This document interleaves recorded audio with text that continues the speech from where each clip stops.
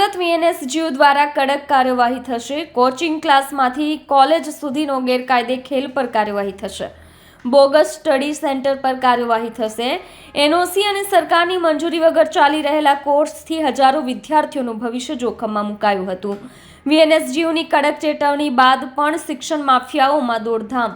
યુનિવર્સિટીના કુલ સચિવ આરસી ગઢવી દ્વારા જાહેર કરાયેલી ચેતવણીમાં વિદ્યાર્થીઓ અને વાલીઓને ખાસ સાવચેત રહેવા અનુરોધ કરવામાં આવ્યો છે।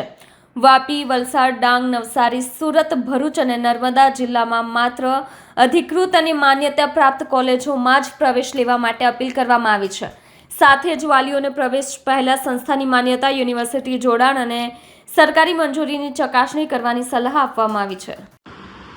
આપણે યુનિવર્સિટી દ્વારા જે આપણા યુનિવર્સિટી વિસ્તારની અંદર આવેલા તમામ સ્ટડી સેન્ટરો કે જે કંઈ હોય તેને માટે અમે જાહેરમાં પબ્લિક નોટિસ જાહેર કરી છે અને સાથે સાથે વિદ્યાર્થીઓને એમાં ઉલ્લેખ છે કે વિદ્યાર્થીઓ અને વાલીઓને સ્પષ્ટપણે વિનંતી કરીએ છીએ અને જે કંઈ ચલાવે છે તેને સ્પષ્ટપણે ચેતવણી આપીએ છીએ અને વિદ્યાર્થીઓને પણ કહીએ કે તમે જે સ્થળ અને જે સંસ્થામાં પ્રવેશ લેવા માંગો છો એનું નામ યુજીસીની વેબસાઇટ પર યુનિવર્સિટી અને જે સ્થળનું નામ એટલે કે સંસ્થાનું નામ પણ ઉપલબ્ધ છે।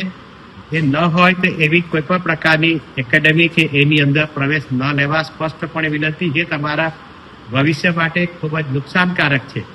અને આ પ્રકારની જે લોકો એકેડેમીઓ ચલાવે છે તેને સ્પષ્ટ વિનંતી કે તેના વાલીઓને અને અમારા જેટલી પણ એફિલિએટેડ કોલેજો છે એને પણ આના દ્વારા જાણ કરવામાં આવી છે કે તમારા વિસ્તારની અંદર આવા પ્રકારના જે સ્ટડી સેન્ટરો ચાલતા હોય તો તેના પુરાવા સાથે રજૂ કરવાથી આપણે એના પર પોલીસ પણ કાર્યવાહી કહી શકાય અને રાજ્ય સરકાર અને બાકીની વ્યવસ્થા તંત્ર એની બાબતમાં ખૂબ જ સક્રિય છે કે આવા પ્રકારની સંસ્થાઓ કોઈ પણ સંજોગોમાં વિદ્યાર્થીઓને ભવિષ્ય નુકસાન કરે ચલાવી ન લેવાય।